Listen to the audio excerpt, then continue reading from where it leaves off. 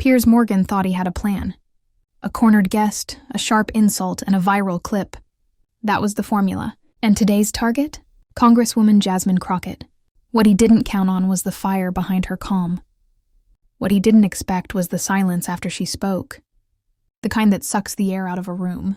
And applause that cracked the studio walls like thunder. They told her it would be a fair interview. Her chief of staff had even called it just a back and forth on civil rights. "We hear he's looking for strong voices lately," they'd said. "He'll keep it respectful." But as Jasmine Crockett walked into that studio in Burbank that Thursday morning, she felt it. That tingle, not danger, not hostility, just something off, not the kind of thing you could point to, but the kind your body knows before your mind does.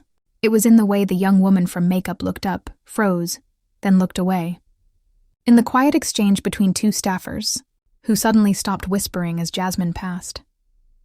The assistant producer offered a tight-lipped nod when Jasmine greeted her. No words, just tension. This wasn't going to be a conversation. This was a setup. Peirs was already in his chair when she stepped onto the set. He didn't stand. Of course not. Just flicked his eyes up, nodded, and pretended to scan his notes. The cameras weren't even rolling yet, but the theater had begun. Jasmine sat, calmly, adjusted her mic with practiced ease, and smiled. "Morning." Peirs looked up, returned the smile. But it was all teeth, no warmth.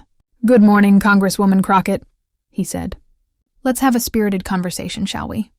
She leaned back just a bit, crossed one leg over the other, and gave a nod that said, "Bring it." He opened with a grin, then a dig disguised as a question. "You've been quite vocal lately, almost aggressively so, about civil rights. Do you think maybe that tone is what's holding America back from unity?" There it was. Smug, loaded, the bait. But Jasmine didn't flinch. She tilted her head slightly, raised an eyebrow, and answered with the kind of clarity that didn't shout, but shook. She brought facts, historical receipts, quotable names, cold stats, and truth like a hammer dressed in velvet. By the time she was done, Peirs had blinked 7 times, cleared his throat twice, and was suddenly very interested in his papers. And the studio? Silent for a beat. Then eruption. The applause wasn't planned. It wasn't polite. It was electric. It was earned. Jasmine didn't smirk. Didn't gloat. She just gave a gracious smile and folded her hands neatly. And in that moment, Piers Morgan knew. He hadn't cornered anyone. He'd handed her the stage, and she'd just owned it.